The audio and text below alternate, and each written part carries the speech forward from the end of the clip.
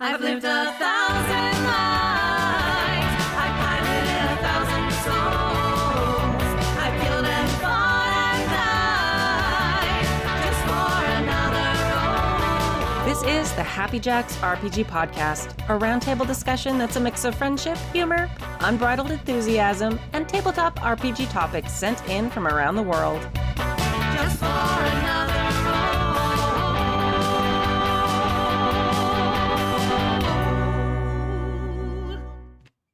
Hello, and welcome to Happy Jacks RPG podcast, season 32, episode 17.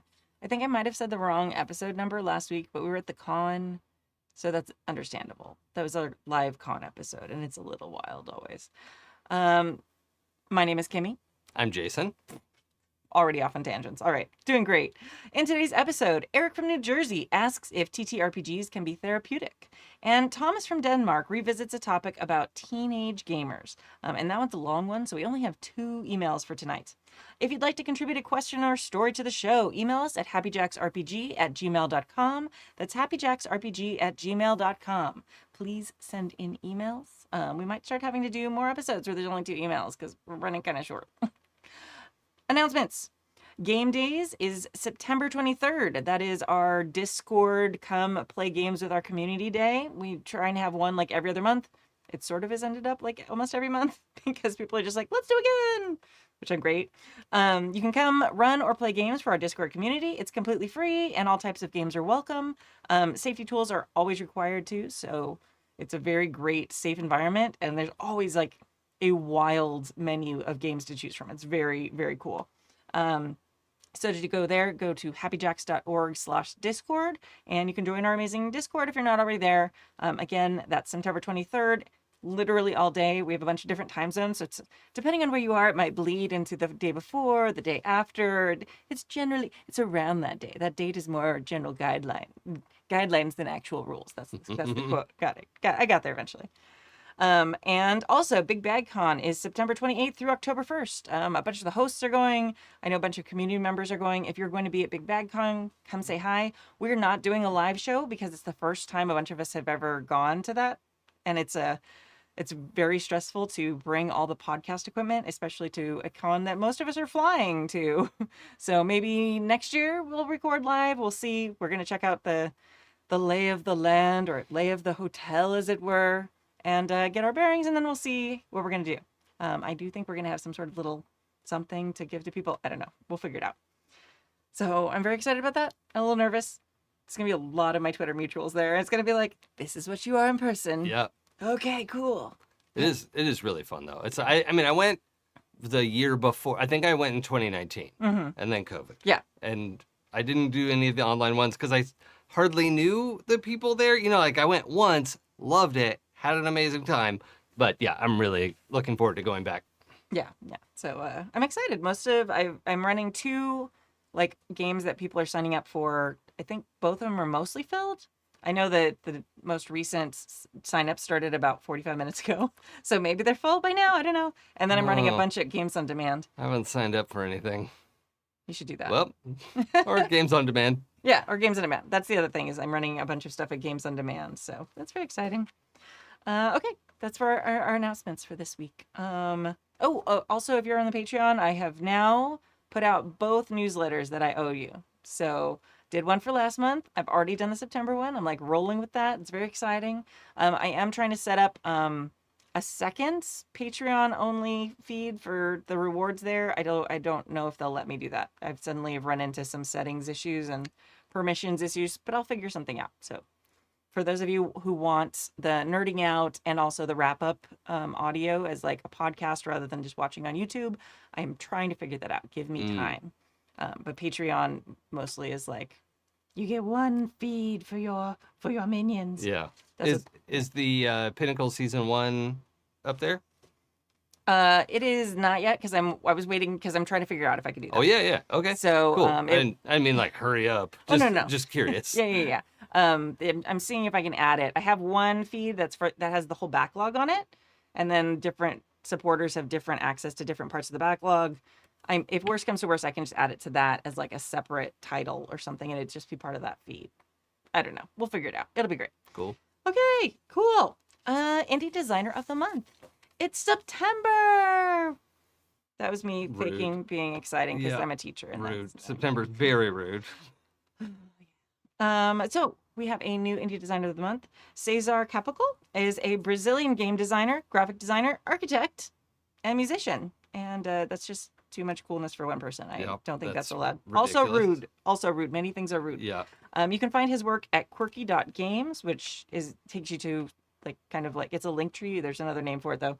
And then it takes you to all the different places he is on the internet. And you can find him at Capical on Twitter. That's CAPACLE. They're also Capical on Blue Sky, but it's like capital.blue sky. Yeah. The thing. I want to like Blue Sky, and I just don't know how yet. Yeah. Just finding people is still a little hard. Yeah. The game we're going to feature of his this week is a sports ball game. It's very exciting. Yeah.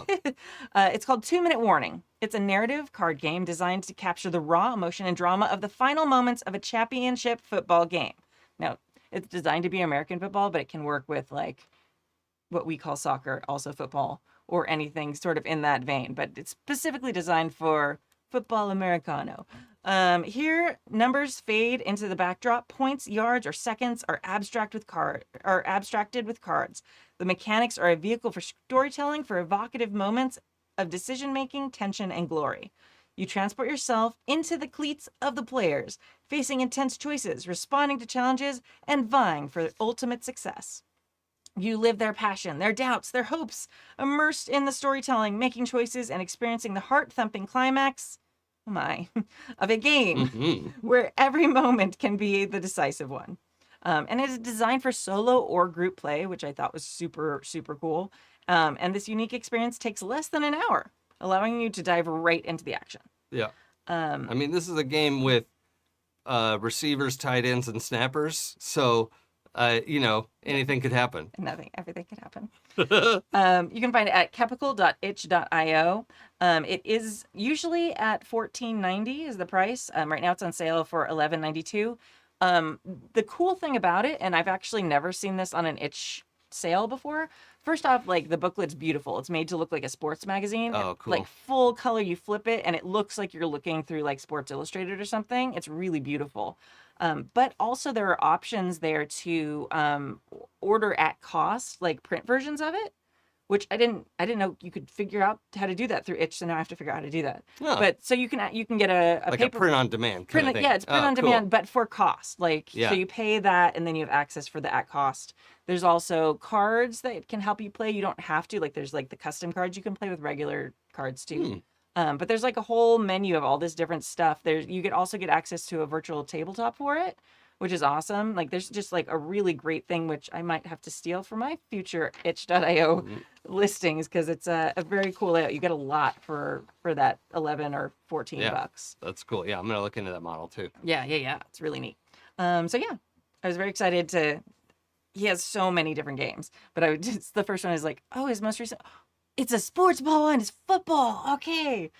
I feel like we talk a lot about like space and fantasy, and like people tend to like rate games like that. It's like real sports, like TTRPGs are kind of rare. Yeah, and well, because a lot of the ones that come out are bad. Yeah, and they need some massaging, and like I think this is a really good entry into that. Yeah, I'm super interested to play. I ordered it, but I haven't had time to read through it because I ordered it like an hour before I printed this. Yeah, I need to play it too. It looks cool though. It's beautiful too. It was like, at first I thought it was just like stock art, like, oh, it's like a picture of a sports magazine to get you. Oh, that's the PDF. Oh, that's beautiful because it got like the GIF of the pages turning. Oh, nice. It's just like, wow. Okay, I have to up my itch game. Cool. Very cool. Thanks, Cesar. Again, you can find his stuff at quirky.games. And super cool. You'll hear more next week. All right, mailbag number one. Shall I start us off? Do it. All right. We'll be splitting email too several times. Yeah. So, it's verbose. Hello, Kimmy and the Happy Jacks crew. Hello. It's Eric from New Jersey, ready to get into stuff that may be TMI, but oh well. So TMI BOW. Yeah. There was a call for emails. Yes. I've been talking to my therapist about gaming recently, and I wasn't quite sure as to what he would think about it. Turns out he is very supportive of my hobby, stating that RPGs are a safe space to explore feelings, much like exploring emotions, like crying at a sad movie, just more immersive. So my question for whomever is hosting is as follows. Have you ever found RPGs, either tabletop or LARP, to be therapeutic? If so, what was the moment of gaming revelation for you in this instance? Please keep in mind I'm not suggesting that RPGs should replace good therapy or medicine, just that they help. Have a drink, roll some dice, and above all, keep being kind. Take care. Mugs held high. Eric from New Jersey. Huzzah. Yes. Yeah. Absolutely. Yes. Both ways though. Like I've also had moments where like game emotion bled into real life in Yeah. ways that were sometimes hard to deal with. Yeah. So I think while it can be a great immersive experience, you have to be aware of that too. Sure. And for those who don't know, like game bleed is usually referring to, if your character clashes with another character in the story and you come away having feelings at the other player because, well, they are ultimately in charge of their character. That feeling of bleed is the idea that it didn't all stay in the game, right? That something is rolling out. And so if you're not familiar with that term, that's So I have heard it used for like all emotional bleed into your real life. I didn't realize it was specifically about feelings with another player. well, I mean that I guess as a major example. Oh, is it? Okay, right? okay. Like I'm sure. I mean, bleed can be all sorts of things, Yeah. right? Just that term is bigger than RPGs. Yeah. But like gaming bleed can often be that where you've had a conflict in game, but you come away having real feelings about that because it was an emotional story being told and you have feelings. Yeah. Right? Like that's not weird. It's just important to be able to care for that and to just be aware ahead of time. I like a lot because I was reading through this at first and I was like, okay, I'm sure Eric thinks this, but I'm going to add the caveat. And then he wrote, I'm not suggesting RPG should replace like therapy is great. I think almost everybody needs it and on some level. And your therapy or meds, definitely do what your doctor is recommending because that is the number one. I think it can be really therapeutic. I think sometimes there is some, I'll say slippage instead of bleed, where a player is leaning on their group to therapize them. I don't know if that's a verb or not, but It is now. when they are probably unwittingly, right? I don't think somebody would do this on purpose, but going to your group to play out your emotions. I've had a terrible day. I want to beat up goblins. Is like the softest version of that. And I think the most acceptable. Yeah. Like I've done that. Yeah. But it can be really complicated because you're dealing with other players and people with real feelings. And but I absolutely have had this experience of like getting to play out. I think maybe on a very simple level, I've been able to have really high level feelings about like sexuality and gender, where the questions that I've needed to ask myself came up in gaming in really productive ways and opened doorways for me to think really thoughtfully about like, well, okay, what does that mean to me, right? Like how do I feel about this? What does this mean when I'm really thinking about it? Where I don't know that I had language to really work through that, but it was something I needed to think about. Yeah. I've had it with like relationships where there's like, you see a situation and then it's sort of suddenly you're like, oh, this is a very twisted sort of funhouse mirror of something I'm dealing with in real life. Yeah. And you're like, oh, okay. And sometimes your character's feelings are more clear on that. And even not intending. I've talked a lot of times about Starscape. I was very invested in Starscape. It took me a while to like reflect on that it was basically about COVID. Like as no, not that that makes anybody want to play it, but it's really not. But like a crew of a starship trapped in a small like ship together and how they deal with that and relationships together. I was like, I feel like a lot of COVID restrictions had been lifted. It was like 2020, like late 2021, early 2022 when someone like said that. And I was like, oh yeah, that's what I've been designing this whole time. Like I thought I was just like obsessed with Star Trek because I watched it over pandemic, but there was very much that spoke to me. Well, both things can be true. Yeah, exactly. It was kind of both, but it was interesting. But that's, I think, why I ended up focusing on the elements of Star Trek and Firefly and Farscape that I did. Very much influenced by that. So sometimes it can be like gaming and writing games can be therapeutic in a way that you're not even aware of for a while. Yeah, that's definitely been true for me working on demigods, and like the delays that I experienced with demigods were actually, well, also causing problems for me, like emotionally and mentally, and so that was a sort of snake eating its own tail, but it also was extremely, there was a major growth factor there for me that like I know going forward designing games in the future, like I know so much more about the process, but also myself. Yeah. And so if that's not therapy, I don't know what is. So. Yeah. I think lines and veils are super important with this. Oh, yeah. And reflecting yourself on like, okay, what things are hard for me, but I'm okay to explore. For me, like alcoholism for a long time was one of my lines that I like didn't want to mess with because I like grew up with that. And so it was like, but now I'm like, I've moved away from that and I'm okay with having that in games and dealing with it. It's something that doesn't bother me. But, new lines have taken their place. Children, babies, do not touch anything. Yeah.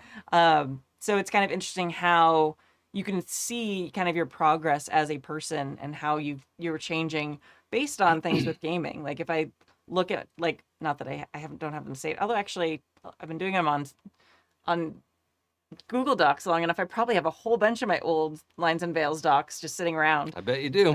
Just in some format. Just not that super awesome spreadsheet that you made. No, but that's like, new. Yeah. But like the little columns where you just type it in. Yeah. Yeah. I probably do. So going back, I could probably make like a timeline of this is how I've evolved in my comfort level with different things, which is kind of an interesting to think. Yeah, interesting to think about.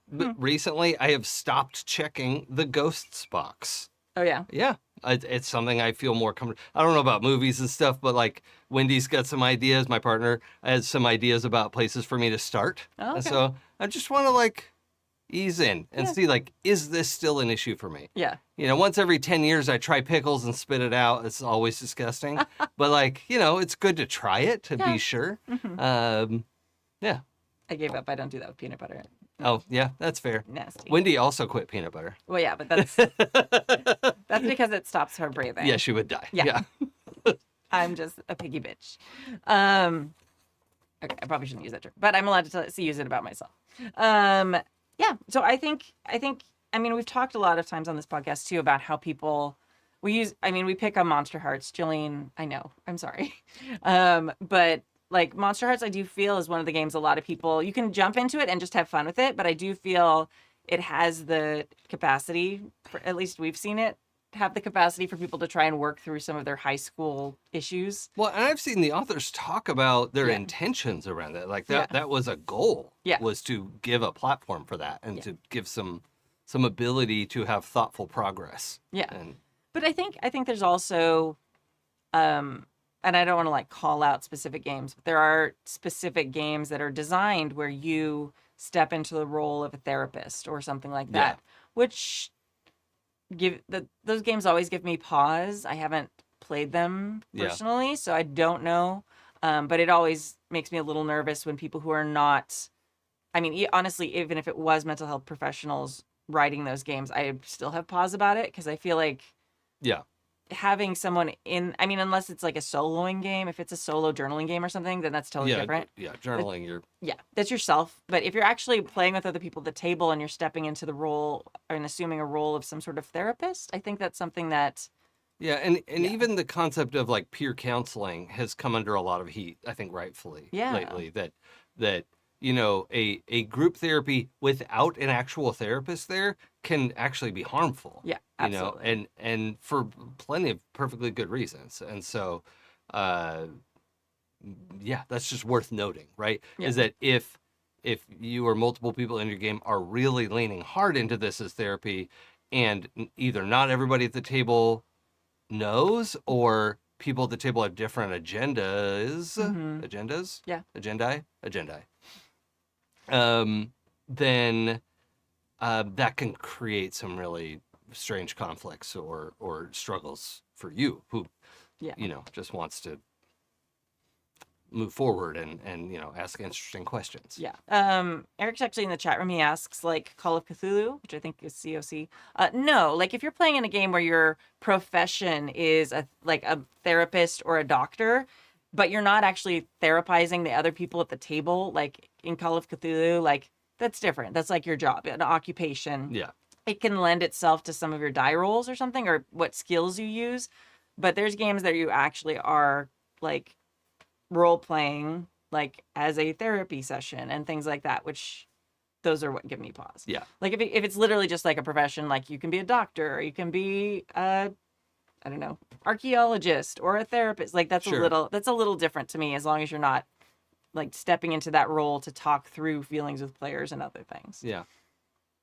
So I do want to make that distinction. And we're also trying really hard to not call out specific games. So it's kind of a big complicated thing that I don't necessarily want to like put anyone on blast for. Right. Because people are trying stuff, Yeah. and like I respect the adventure of really trying to attempt something like that, but it also comes with risks. So and the valuable therapeutic process, like we mentioned, of writing a game like that.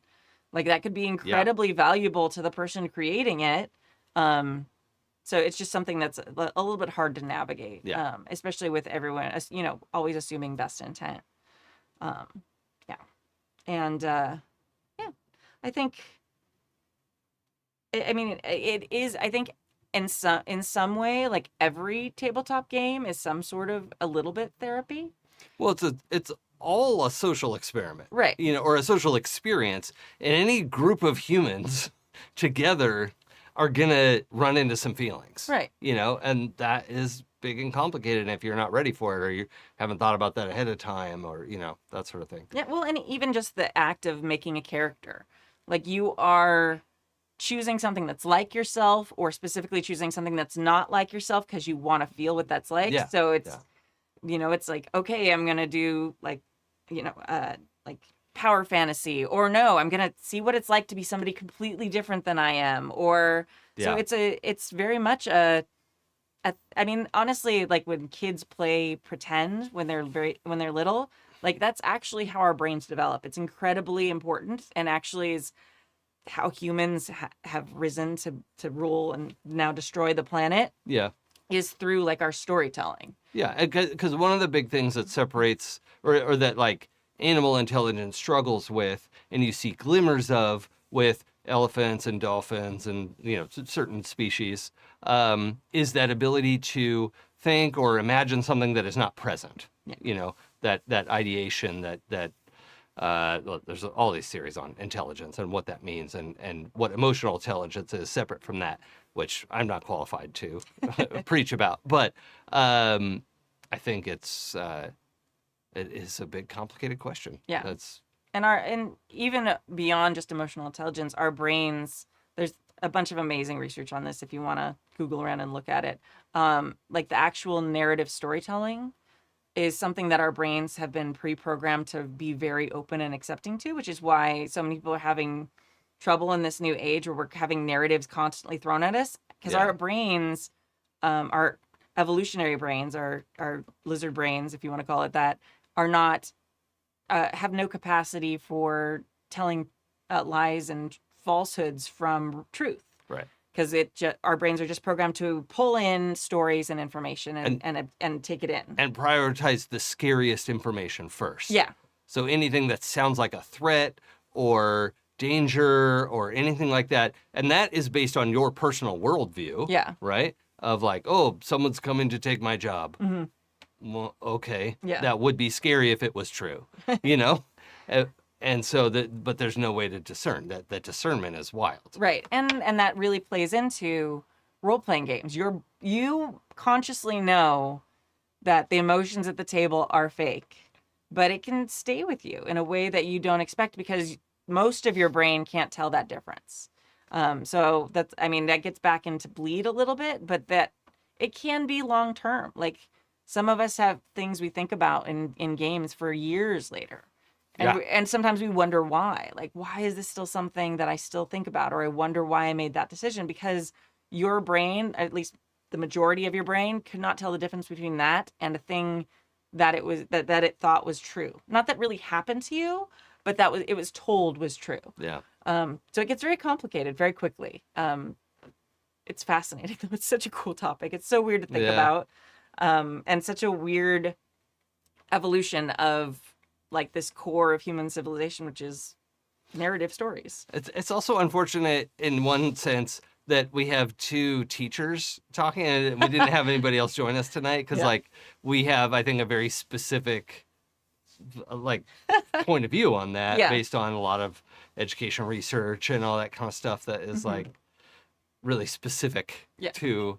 Well, it's also all the conspiracy theory podcasts I listen to that talk. Okay. Yeah, it's a ton of that about like why people aren't able to discern, like why people believe like outlandish, wild conspiracy theories. About conspiracy theories. Oh yes, yeah. They're not. Oh no, I don't believe in conspiracy theories. They're debunking them or discussing like their influence on culture. Yeah. And one of those things. So complicated. It's so complicated, but I mean, it really speaks to this topic because like it is like our brains have a really hard time discerning like fact from fiction when it's in a story form. Yeah. And there's this huge bias to actually accept the first thing you heard. Yeah, 100%. And like, if you hear a story and then you hear a conflicting story later, your brain is automatically biased to go with the first thing you heard because it didn't have anything to challenge it. Yeah. And then this other challenge is like, but I think this thing. Yeah. So it's under attack now. Yeah. Well, why though? Yeah. Why are you defending it? Yeah. And there's so many just wild conspiracy theories. And they've done studies where people made up conspiracy theories and then told them to people like that they knew were false because they made them up. Like it wasn't like trying like to the first flat earthers knew what they were doing, right? I don't know if they were even like doing a joke or not, but the first flat earthers knew. No. Really? It's a religion thing. Oh. Yeah. Okay. Yeah. Okay. I just assumed it was a giant troll. No, I've listened to a lot of episodes about them. Okay, thank you for setting me on that. Yeah, nope, because it doesn't say in the Bible that the earth is round, so. Does it say it's flat? I don't know. Okay. It's been a while since I listened. I'm in the middle of a huge like Illuminati 18 episode arc. So oh wow, yeah. Okay. I'm really into this. It's really wild. Okay. Oh, the firmament. Yes, that there is a whole section about that. Oh, okay. Yeah. That's right, because there's like the ice like wall, and it's wild. Yeah. Right. Okay. Mailbag 2. Mailbag 2. We got way off on that one. Thank you for following us on that great. It roller was coaster. a short email, like 7 lines of text here, and we had a 45-minute conversation about it, which was great. Absolutely. Also, if you're into podcasts about debunking conspiracy theories, The Paranoid Strain, amazing. Paranoid Strain, okay. Yeah. Don't start on their early episodes because they do amazing research, but the audio quality's not great. Yeah. So start a little later, fall in love with it, and then go back and listen to that where you can forgive them. Awesome. Okay. Mailbag number 2. Dear Kimmy and the Fellowship of the Golden Lasso. First of all, thank you so much for continuing to make this great show. I've been a listener and sometimes viewer for years. And even though I miss a few shows occasionally and simply do not have time to enjoy all the actual plays, I always look forward to spending some time with you in your virtual company. And I am very glad to hear your many responses to the mails I send into the show. Thank you. Please send in more. Thanks and skull. Skull. Real quick. I was thinking about this earlier. Because it's so long, I want to mention this is Thomas from Denmark. And we'll mention it again at the end. But Thomas from Denmark, yes. Yes. Now, This is a long email, so it's divided into 3 parts. A short starter, a then longer, more meaty entree for the main course, and to round it off, some advice for playing TTRPGs with younglings for a sweet dessert. I did not eat dinner before this. It's a mistake. Oh, no. I would love to have an appetizer, entree, and dessert. Wait a minute. Did I eat? No. All right. Oops. The starter. Why am I like this? Back in episode 2 of season 2, I shared a gaming story about the power of Ulrich and some incredible dice rolling from a session I played with some teenagers as part of an after-school activity. We play Warhammer Fantasy Role-Playing. Oh, I remember this story. Yeah. WFRP for short. Funny enough, we actually pronounce it Wolfroop due to a joke in old Games Workshop magazine. Yeah, Wolfroop. Wolfroop. However, I digress. I didn't know that. Okay. Kimmy made some comments about why she found it strange to use that particular system to play with kids/teenagers, and I, if I remember correctly, even recommended that others perhaps shouldn't use this system to play with younglings. Okay.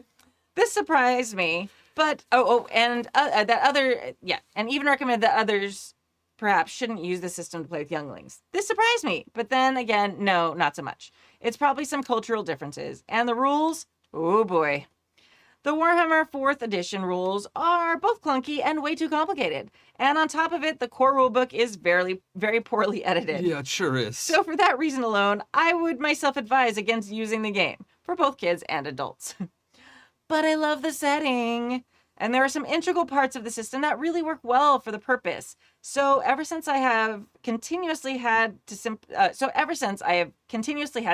the rules, it seems that one of the benefits of playing with teenagers is it took years before any of them actually got their hands on a rule book and started to read the rules. So I just played the game in a way that worked for us, and I had a huge smile when the first player came to me and said, "Now I've read the rules, Thomas. I can recognize most of them, but now I understand what you mean when you say we don't use all of them, or even use some of them as written." But I'm curious to hear why you would not play Warhammer with younglings. So the complexity is a big part of it. Mm-hmm. I think the setting is inherently a little more grown up, but Yeah. that is easy to file off, and like you can adjust the setting. But that's one of the first things that occurs to me. How about you? I mean, the setting, they're teenagers, and I assume they have the internet and video games. Yeah, yeah. I also, there's a D&D club for, like, the middle schoolers. Oh, yeah. And there's a high school group, Yeah. So, like, I was thinking of my middle schoolers first. Oh, okay, yeah, which is a little, yeah. Yeah, I mean, I'm torn with this. This is very much U.S. culture, so I feel like it's probably very different in other places where they tend to regulate violence more. But in the U.S., like, whatever you're going to describe in a Warhammer TTRPG is going to be less than they, shooting each other in Call of Duty or whatever. Yeah. Like, specifically, our kids are exposed to a level of violence that is, like, beyond the pale. Yeah, most that's kids. true. And if you're comparing it to D&D, like, that's just as much murder. Like, I guess that's a non-issue. I retract. I mean, no. I mean, there are elements, because I do think that there's, at least in older versions of Warhammer, there's a bit of misogyny and, like, other elements that, yes, D&D has that too, but not quite so clearly baked in. Yeah. And, like, it in a much easier way to hand wave or clear over, especially with newer editions. So I think that part's a little weird. But yeah, I mean, other than the rules, I feel like just the rules. Like, it's the rules. And here's the thing. The reason why there's 2 reasons why I don't mind playing D&D with my students at school. Mm-hmm.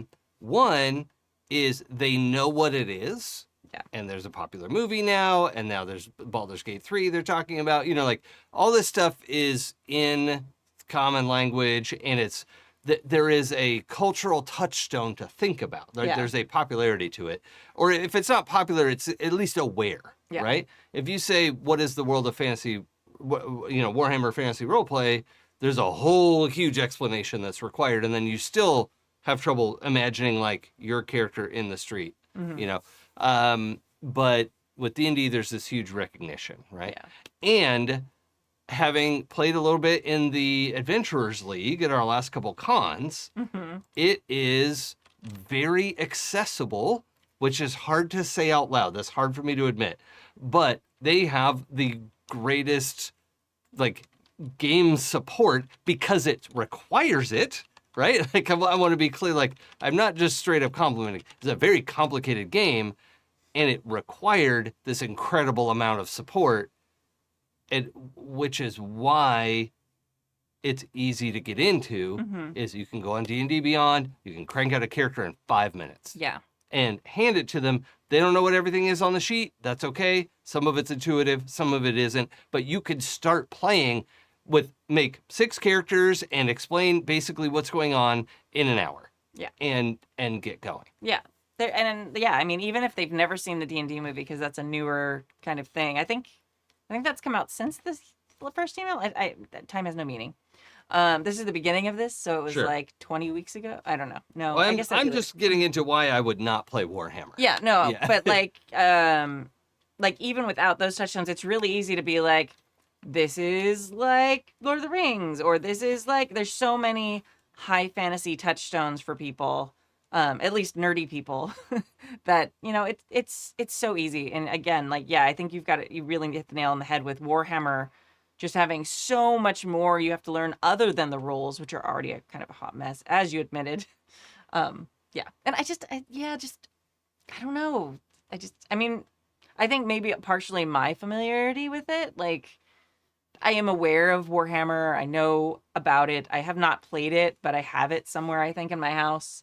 It's just one of those things that my familiarity with it is disconnected, so I also feel weirder about like jumping in on that with people who haven't done it. Yeah. My memory of the dice system was that there were more moving parts. Yeah. And with D&D, with 5th edition going from now I'm just comparing Warhammer with D&D because I don't know what I would run instead. Like if I had a bunch of kids who knew fantasy stuff and wanted to play a fantasy game, I don't know that I would use something else. Yeah. Right. Like if only because they know what D&D is. Yeah. Even if they don't know all the settings or whatever, it's there is a common language there. The lowest barred entry. They know what an elf is. They know what an orc is. There's a very easy to describe in the game. They can go to Target and buy the books. Yes. They don't even have to find a game store. I mean, Right. I know we all buy things on the internet now anyway, but like, yeah. So I am defaulting to saying I would run D&D instead of fantasy, Warhammer Fantasy.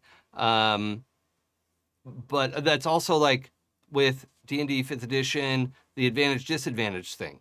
Cut out a ton of the like on-the-fly math that had to happen. Yeah. And so now when you look at the character sheet and it says, okay, roll your mace. Okay, the mace says +6 next to it, and then it says 1d6 +3. Okay, I know there's 2 dice rolls. And I remember Fantasy Warhammer being Woofrip. I'll just say Woofrip. Having more moving parts. I can't remember why. I mean, I'm picturing a percentile system, but maybe that's further back. Maybe that's a previous edition.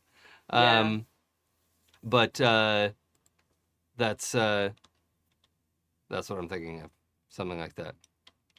Yeah, I think so. But I do agree. Like, yeah, I don't know.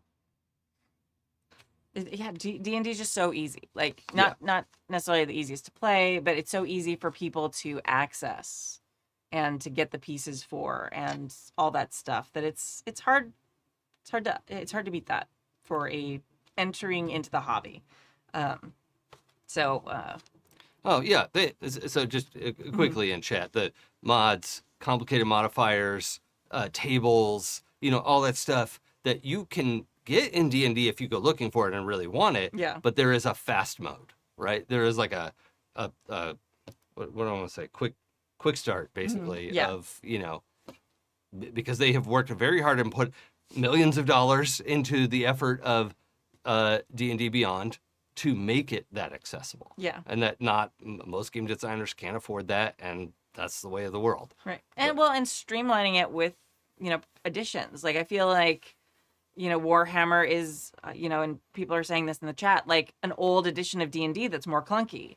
And like for better or worse, like for WotC's choices, Yeah. you know, they have tried to make it more and more accessible and streamlined and as much as possible so people can pick it up and play it, you know, to a, you know, a large level of success. Yeah. So, yes. The first one's free, right? Yep. Okay. Shall I start the entree? The entree, please. All right. Sorry, that rumbling is my stomach. We can split the entree though, so we, you know, it's. Oh no, I want the dessert. Oh yeah, okay. All right. I have been playing TTRPGs. This is still wait. What did we say? Thomas? Yeah, in Denmark. Yeah, Thomas of Denmark. Skull. I have been playing TTRPGs with kids and teenagers for years and have used many different systems, including Savage Worlds, Dungeons & Dragons, and Pathfinder. When Warhammer RPG 4th edition came out back in 2017. Oh my gosh. Okay, I don't think I've played 4th edition then. No, I haven't. I've played the other one, the one right before That seems so much more recent than it. Well, one, than it is, but also two. That was 6 years ago. I know. It's so no. 2019 was last year. No, not even close. As much as I want to pass on no. 2019 through 2021. No, I know. Okay. Wait. I lost. I don't want to do that because I'd have to start potty training my kid again. I don't want to do this. So when Warhammer came out in 2017, I decided to give it a spin and have never looked back. I have had so much fun with this system and even found to prefer it to many others to play with teens, but not with young kids. Good caveat. Why I made the shift. Years ago, I played a game at the local library where kids could show up once or twice a month. Some of the younglings played every time, others just once or twice. We used Pathfinder and started to have some problems as the characters advanced in levels. It simply became way too complicated. In addition, the level system really did not work if new players only had first level characters while others had reached 4th level. Yeah. And giving a new player a 4th level character the first time they played was also problematic. Yeah, that defeats the purpose of what you're trying to do. Yes. Yeah, I'm with you, 100%. That makes perfect sense. Therefore, I canned the Pathfinder game and shifted to Warhammer. Even though the rules need more than a little tinkering. However, even though I could write long letters about how the system needs to improve, many things work wonderfully when I play with the local younglings. So here are my top 5 reasons for why Woofrup is a great game when playing with younglings. Feel welcome to discuss each point as you go along. Well, we will. 1. The lowly and often roguish characters.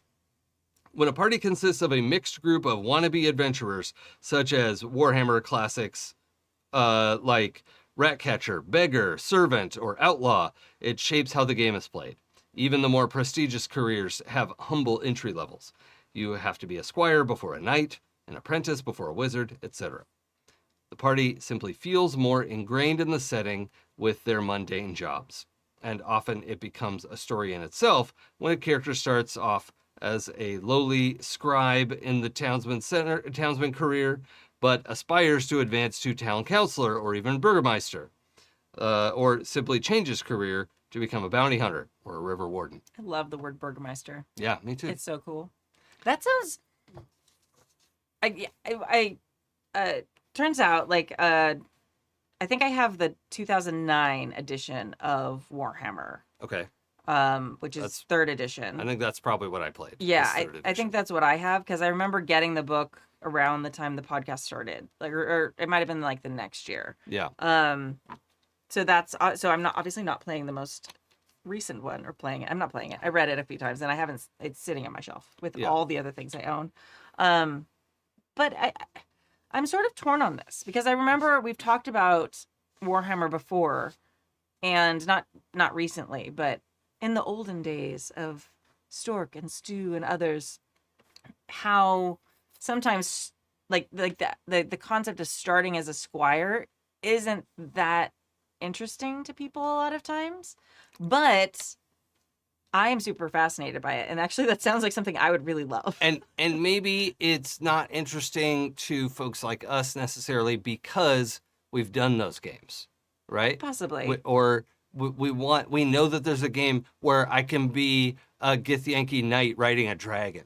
Yeah. You know, like when you're starting out as a town scribe, that's not a story about dragons and elves and wizards and whatever. It's a very like low power, gritty, in the mud kind of campaign fighting rats. Yeah. You know, and it's I think it's a point buy rather than level up. Really kind of so it's a much smoother progression than the like chunks of levels. It's what I loved about Shadowrun for so long is you could have somebody come in new and just have some XP, and the difference between somebody with a lot of XP and someone with a little bit of XP is not so wide as like a first level and fourth level character. That seems like such a hard sell for teenagers, though. Hey, come play my game. You can't be a knight yet, but you can be a squire. Like, we can look and be like, I also love playing like indie games where I am completely inept and my character can't do anything right, and that's very interesting for me. Yeah. So I like that. I love making like broken characters or non-optimized characters, but like when a bunch of kids sit down to play a fantasy TTRPG, Yeah. they don't want to be squires or apprentices. This was one of my first complaints about the system when I first started playing, which I Yeah. guess 3rd edition, Yeah. was I'm not good at anything. I think I was playing a doctor. Oh. And like couldn't do anything. Yeah. And even if it was like the low end, like tooth pulling kind of, you know, Yeah. that version of a fantasy doctor, like I couldn't even do that. I had like a 40% chance of doing what my main job is. Yeah. You know, something like that feels, you know, like not fun to me. Yeah. But maybe it's how Thomas is selling it to the Yeah. teens. Yeah, You know, for like, sure. hey, come play in the mud. Yeah. You know, let's get dirty. Let's be bad at things. Or if you just don't even, I mean, maybe you don't say it. Maybe you treat it more. I mean, because, mechanically, we're adults, so we can see there's very little difference probably between that and like a level 1 paladin. Like, technically, you're probably a squire. Like, if you were going to like make it more narrative and not be like level 1, like, I could see you very easily reskinning levels and having more narrative names like this. So maybe they just didn't focus on it. Maybe you're like, oh, you're gonna be a knight. Okay, we're gonna start out as a beginner knight and you're gonna build up. Like, you don't start on like, you can come and be a squire if you pitch it correctly. I guess that would be a problem. But I'm more intrigued. I don't remember this aspect specifically when I was reading it before, but I do remember having previous conversations on the podcast about it. Yeah. Yeah. All right. You want to take number 2? Point number 2. The gruesome critical hits and failures. This is what they love, right? Okay, yes. A crit or failure happens every time you roll a pair on the percentile dice. Oh yeah, you're right, percentile dice. I couldn't remember. For a test. So on 11, 22, etc. A 1 in 10 chance of something extraordinary happening makes a lot of drama in the game. And a lot of drama is great and good. Besides, the gruesome critical hits are fun, but I advise some adult moderation in describing them in too much detail. Yes, yes, teenagers and all children need that caveat on their descriptions. Yep.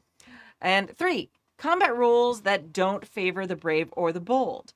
The combat rules shape a game, perhaps even more than how much damage a character takes from falling down. The damage in Wurfrup is by the... I'm not saying that right, am I? Woof rip. Woof rip. Woof rup, I guess. Wolfrup? Yeah. Wolfrup. Fine. I was saying it with an L, and there's no L. Like No. wolf, but it's woof. Wolfrup. Okay. Is, by the way, quite harsh for all but the well-trained acrobat or cat burglar. Combats are quite fast, mostly done in 5 or fewer rounds. That's awesome. And will prove bad for the losing side. Wounds, aka hit points, are few enough to avoid losing battles of attrition, and critical hits means that there's always a risk involved. Even a lowly goblin and rusty blade can make a lucky, potentially deadly hit against a mighty warrior. And if you are ambushed, outnumbered, or generally unprepared for the combat, you should consider flight before fight. For most player characters, it is simply pure folly to go toe-to-toe against a prepared and well-armored opponent. When you absolutely need to fight a knight, it's better to sneak around and ambush them in a dark alley by the latrines than have a face-off with them in a duel or on the battlefield, which means that players often try to make such sneaky plays work out. That's interesting. I mean, I would not expect anything less, honestly, from Warhammer.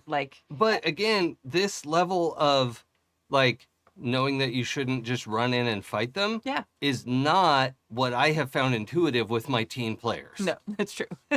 They were like, I'm going to go fight it. I'm like, hey guys, I'm letting you know some of these scenarios I'm putting in front of you. It's not like a video game where if you're at the scenario, you can probably beat it. Or Right. respawn. Right.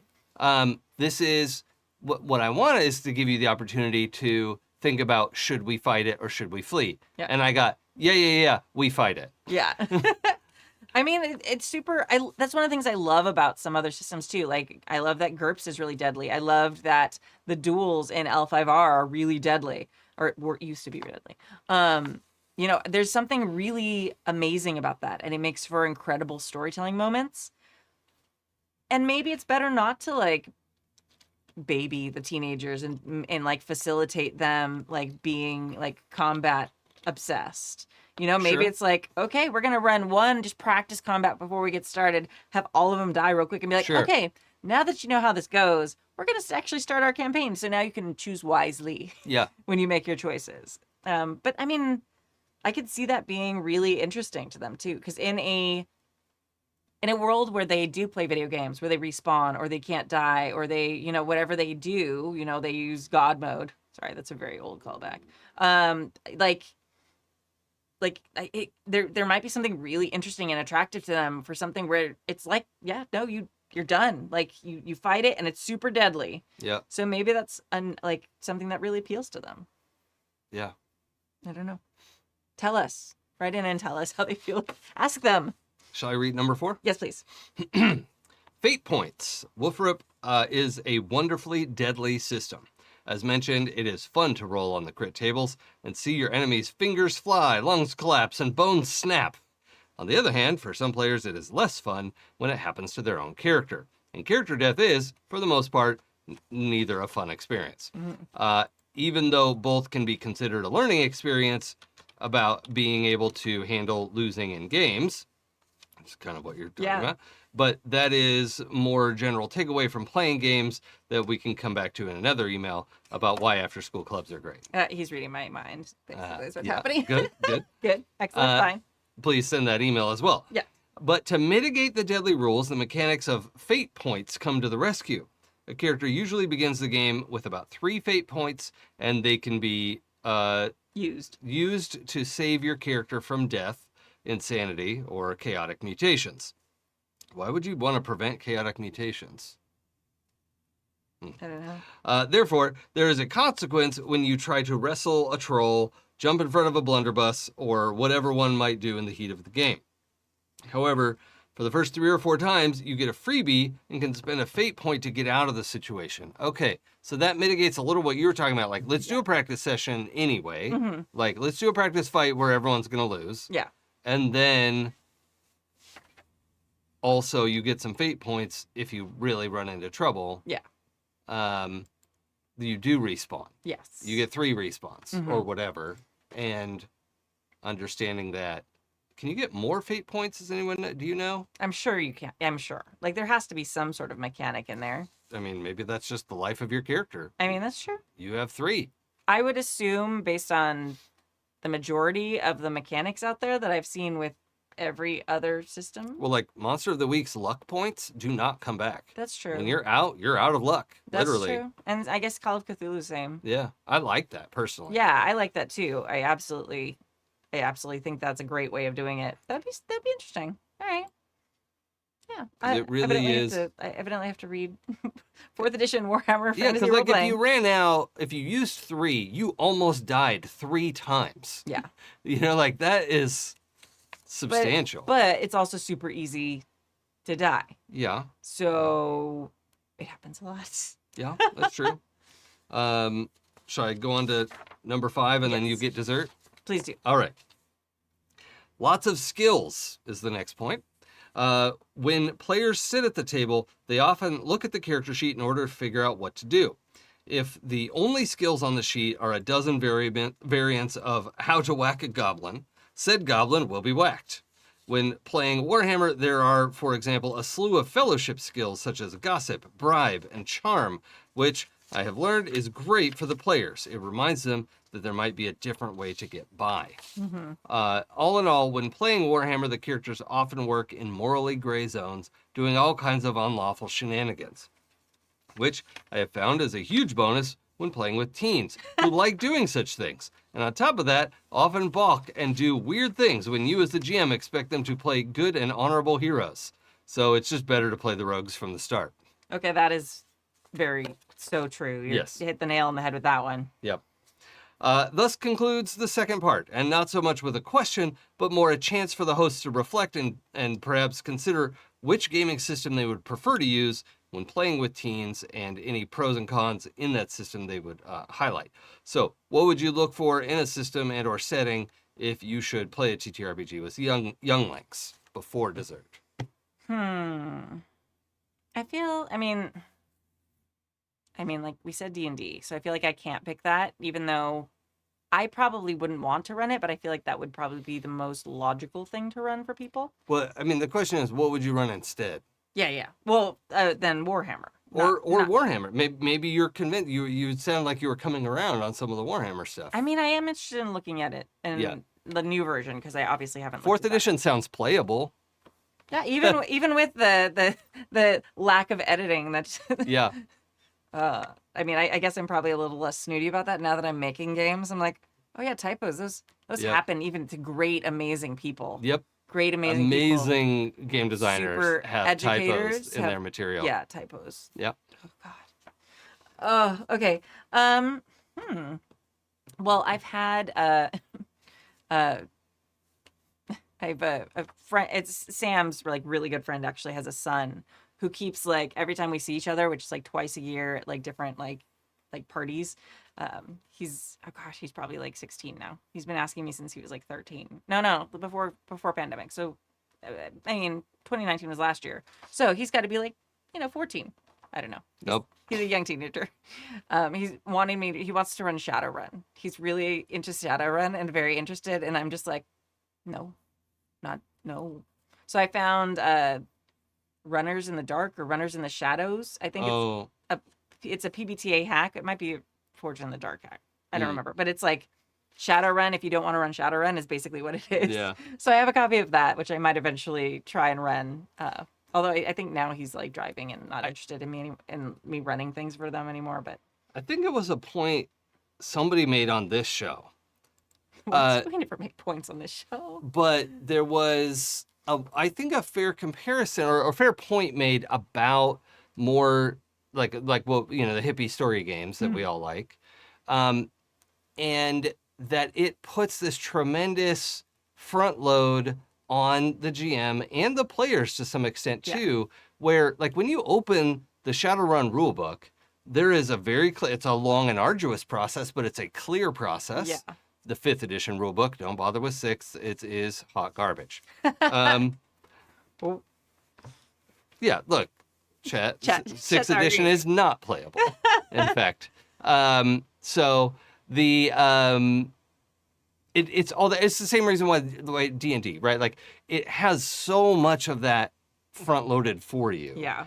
And if it was an interesting thing that I hadn't really thought about until I heard. I think it was when we were talking about preparation. Yeah. Right. And the idea that I can run PBTA games because I have spent 30 years preparing for them. Yeah. And I got to that preparation by playing Shadowrun and Dungeons & Dragons and Warhammer Fantasy Roleplay 3rd edition, and probably 2nd edition, transition between those, and Palladium and GURPS and, a million games. And so I can sit down and play a story game because I know what to do. Yeah. And PBTA, even like Demigods, there are components of it that are like, if it's your first RPG ever of anything, I had to put way more scaffolding in there than I realized. Yeah. And I don't know that it's even complete at that level, because at some point I went, if this is your first game, I'm going to do my best. I'm sorry. I am sort of assuming some level of knowledge that you got to my game because you played D&D and then thought, how would we play Demigods? Yeah. Oh, the game called Demigods. Yeah.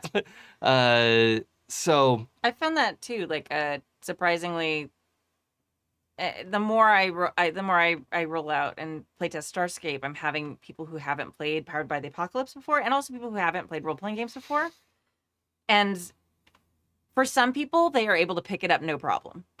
And then some people, it's very difficult for them. Yeah. So it's definitely not a one size fits all. Like it's for a long time, it's been my go-to answer for, I definitely start with PBTA. And I'm sort of rethinking that. And I don't know if there's like one size fits all. I think you have to talk to the person. yeah, I think it really depends on also what that person's looking for. Yeah. Right? If somebody is coming to gaming because they want to like kick down doors and beat up goblins, there is no PBTA game that is built for that. I mean, who does? Maybe there is. Yeah. I don't know of it.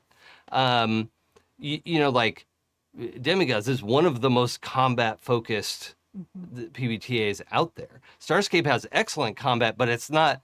The survivability isn't the point of it. No, not at all. There's Right? not even hit points in the game. I know, but like you could do combat and that like carries out the way we picture stories. Yeah. But for the average person thinking like, I like stories, how do I emulate and pretend stories with my friends at a table? Yeah. Oh, well, stories often have conflict often resolved by violence.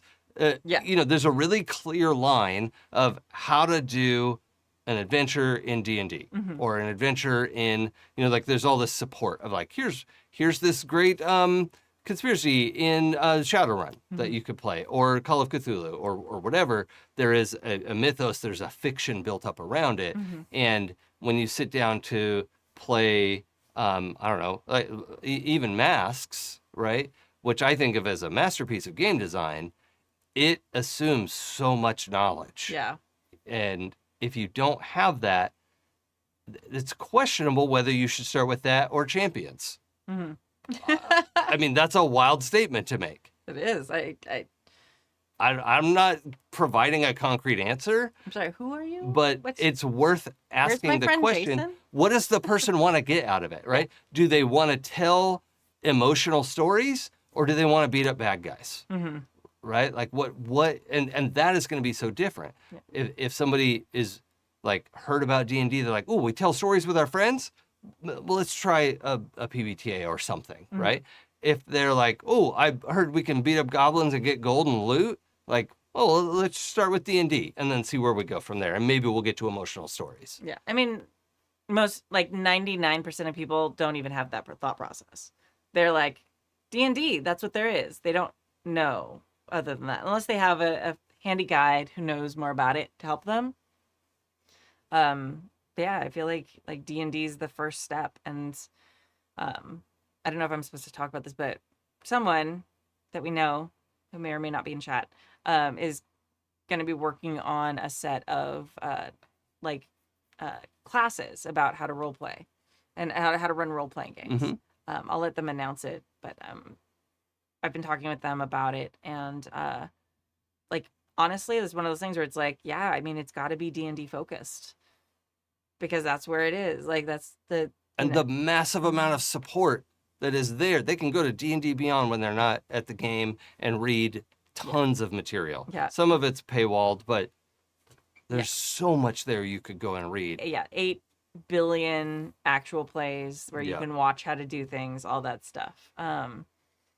So I think that's, I mean, yeah, I feel like that's got to be the answer. I mean, unless they are looking for something like, hey, I heard about these things called role-playing games, and I really love Star Trek, and I would love to play a Star Trek game. Yeah. Then not D&D. Right. But and like I would even lean towards, in that case, I would be like, what do you like about Star Trek? Yeah. Right? Because it's probably complex stories. Star Trek is not exactly, is very different from Star Wars in that way. Right? Like Star Wars is about sword fights and blasters and shit. Yeah. Right? And like family obligations. And Star Trek is, utopian exploration. And like Starscape is so good at that. Like we can stop talking. It's mentioning. No, I know. I'm not doing it on purpose to give you a hard time like we did with Decimon but all the time. also, yeah. But also, like, it doesn't capture what a lot of people think they want when they play Star Trek. Right. So, like, if you're playing Star Trek to go explore and fight weird things, like that, then that the game is not for you. It's like you can do those things, but it's mostly about like the people on the ship together. So I think that like breaking that down, and I think that's the big thing is like having a guide. Like I think that's why there's not one fits all answer for Yeah. us, because we know enough about it that if someone was like, "Hey, I'm new, I want to play a game," we could then tailor our menu options for them to like really nail what they wanted. And sometimes, like, honestly, in a lot of situations, for me at least, running a game for someone, D&D is going to be the best first step.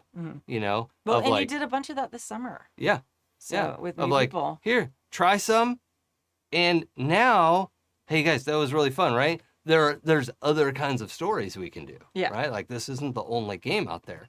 And I was really clear with them on a lot of those points. And like, yeah, okay, this is kind of fun though. And then like it was so easy to get into D&D Beyond, and like, you know, just seeing the level of structure that was already there, a ton of things. Like they didn't have to figure out. And in some levels, they were also intimidated. Like a couple people were like struggling with how to do certain things in the game. And they're like, wow, if I'm having so much trouble in D&D, I must be really bad at gaming. And I had to be like, no, that's not the takeaway here. D&D is complicated. It's really complicated. And you chose a caster. Yeah. You know, like you're playing a sorcerer. Yeah. Like, or a warlock. The Yeah. warlock player was like, you know, having a time.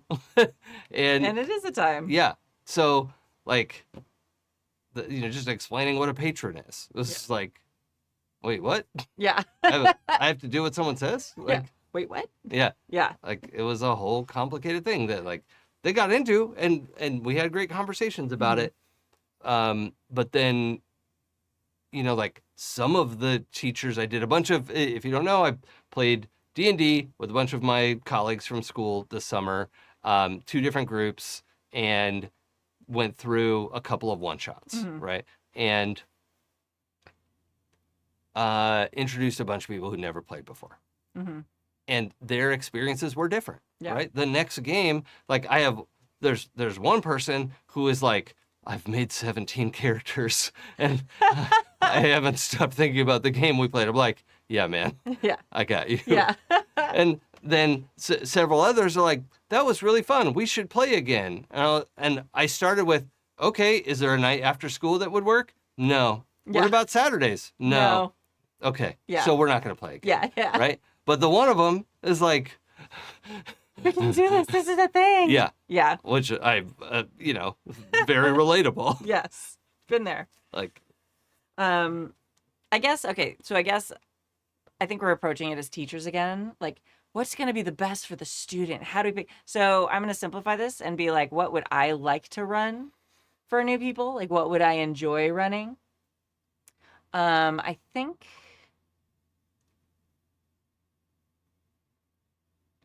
think I'd really enjoy, I don't know. Now I'm like, there's so many choices. I mean, I think I'm biased because I've just run it a bunch, but I really liked One Ring. It's kind of my thing right now.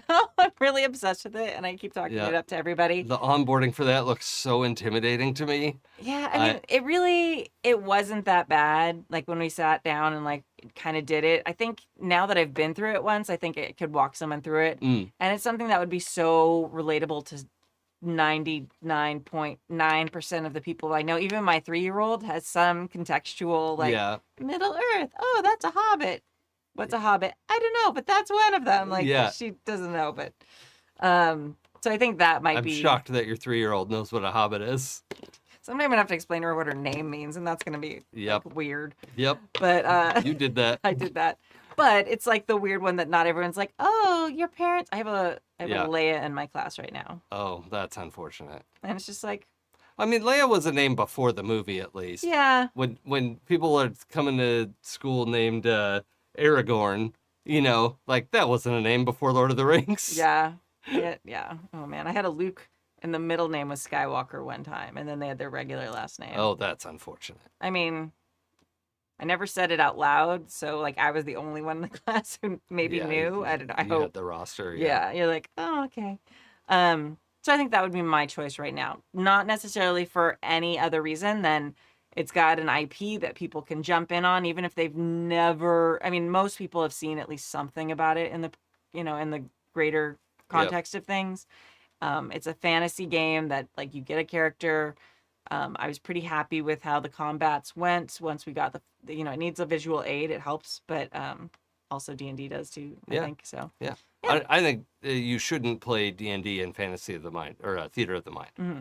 I think it really sings with maps. I mean, I think it also depends on what characters you pick, what character classes. Almost every class depends on range and availability and targeting and line of sight, and it is less of a game if you don't use that. Yeah. I mean, maybe that's why I like doing it without it. Yeah. Yeah, I mean, everyone's got house rules. Everyone changes rules when they're playing. Yeah, I'm not pushing back. I do love also using a map. And I have a new mini painting kit. I'm gonna start painting it just maybe the second month of school. Oh, like a board? No, the kit we bought. To paint the minis. Yeah, okay. Yeah. I thought you also had something else to paint no. the terrain or something. Oh no, I have the little terrain stuff to put at the bottom of the mini, so it looks nice. But, okay, we were way off. Yeah, we got. Did we have dessert yet? Nope, it's my turn. Okay. But no, did you answer though? You need your what system would you run for the younglings? D&D. Okay. Yeah. Okay. It's just easy. Yeah. Well, and you just got done running a ton of it for new people. So. Yeah, one, I do know it off the top of my head. Yeah. And for all the shit I get for changing rules and shit, I do know the rules. That's why I can change them. Yeah. Right? I'm not going to call myself the Picasso of Game Masters. It's been said, but not by me. Definitely. No one said that. Not by me. But Sorry. people look at Picasso's art like, well, my 3-year-old could draw that. No. He could draw perfectly photorealistic images and chose an art style to work with, right? He broke the rules and did his thing. Yeah. That could also be my hesitation with D&D because I don't have that familiarity with it. I can play it, no problem. Yeah. Maybe not a caster, no problem. It's been a minute. It's been a minute. I usually play fighters because they're easier. But I don't have that familiarity where I could step into it very easily. I'd have to do a ton of reading and a ton of prep to step in a DM seat. I haven't done it literally since the early podcast days. I ran a home campaign while Stu was still running his first Eldemy campaign, which actually before the actual plays ever started. Oh yeah, it was way back in the day, and I was very proud of myself. I did fine, but yeah, it would take a lot of reading. It's 4th edition too. I haven't actually ever DM'd 5th edition. Yeah. Fun note for folks listening in, Pinnacles is going to be back next week, Sunday the 17th, and we are doing a one-shot of D&D with Sarah in the DM seat. Yeah. So I'm really looking forward to that. Speaking of D&D, they'll be amazing. It'll be great. The dessert. To conclude my long email, I will share some advice for any GM running TTRPGs with teens. First of all, be a responsible adult. I mean, yeah. Okay. Wait, what? And set some end of advice. Yeah. And set some firm ground rules to ensure that all the players have a good time. I, for example, disallow character versus character combat. That's a very good call. Yep. And as a hard line have a hard line against harming children, the use of torture, also explaining that it doesn't work anyway since people just lie to get out of it anyways, and have some default veils about how detailed combats are described. That's excellent. Yep. Secondly, the rules are guidelines for fun. Fun and the rule of cool is always more important than rules. Thirdly, embrace failures. A critical failure is not something to feel too sad about. It should be embraced and bring laughter and joy to the table. Yes, I know, not all players feel like that, but my experience is that it can be taught. Yes. It can be taught. Yes. Hard agree. Yeah, so begin the game with explaining that dice are fickle and unreliable friends. I love that. I want that as a shirt. Yes. Dice are fickle and unreliable friends. Yeah, let's add that to the I'm store. circling that. Thank you, Thomas.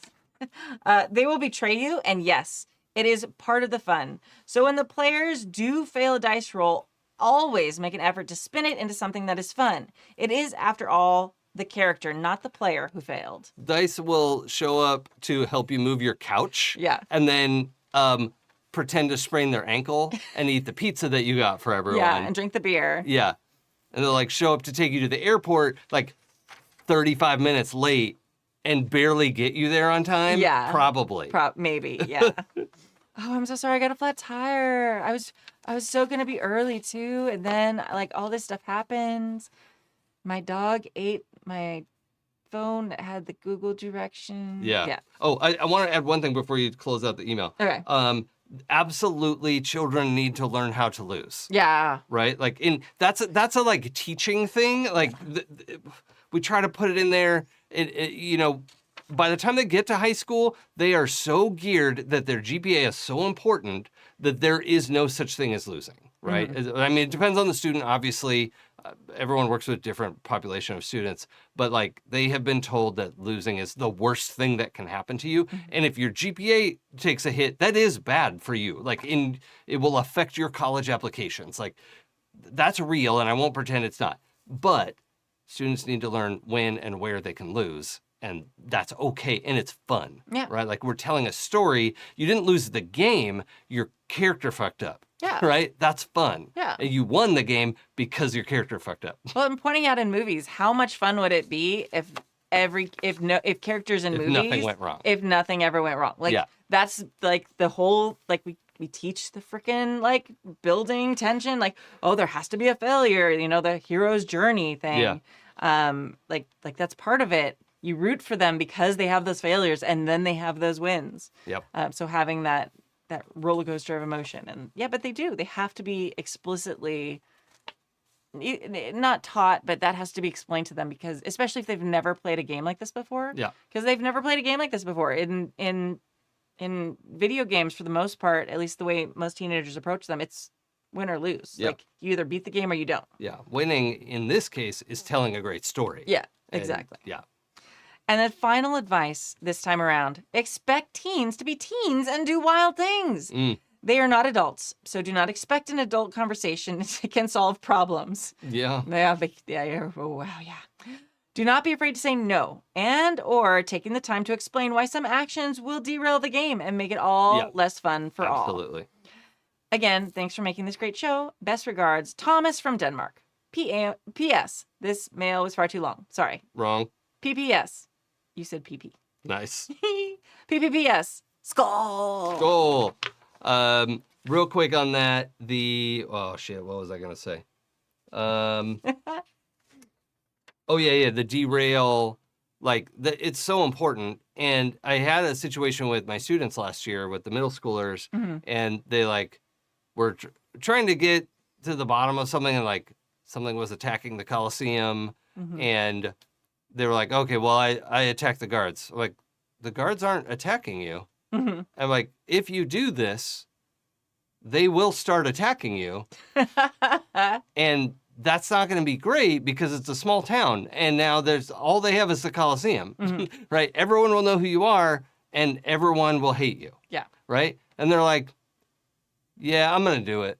Like, Yep. okay, so if you do this, it is going to completely upset everything that we're going to do today. And as a group, they all kind of wanted to do that. Yeah, they do. And I was like, okay, I have explained the consequences. Yeah. And we moved on. Yeah. They attacked the guards. Yeah. Well, they want to have that action scene. They've seen it in movies. And It's just there was a monster in the Coliseum they could have fought. Yeah. You know, and the guards were running towards that.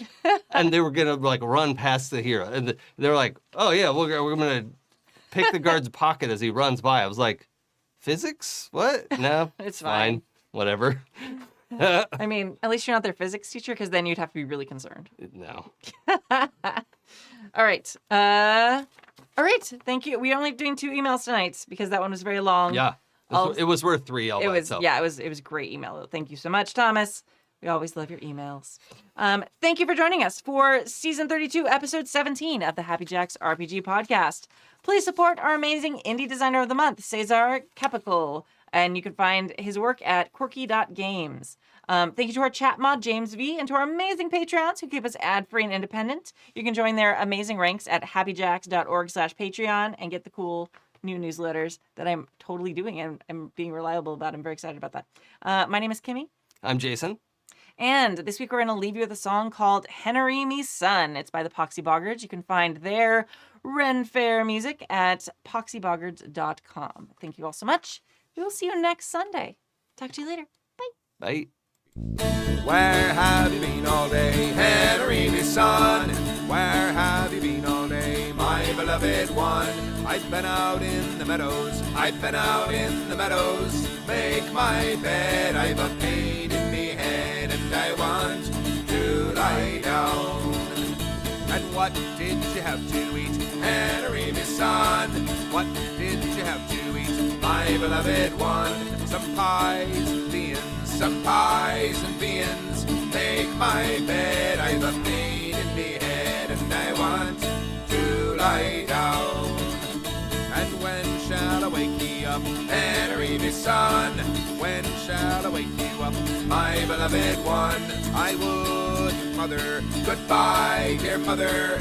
Make my bed, I've a pain in me head, and I want to lie down. And what will you leave your children, Henry, my son? What will you leave your children, my beloved one? A debt to pay on, a debt to pay on.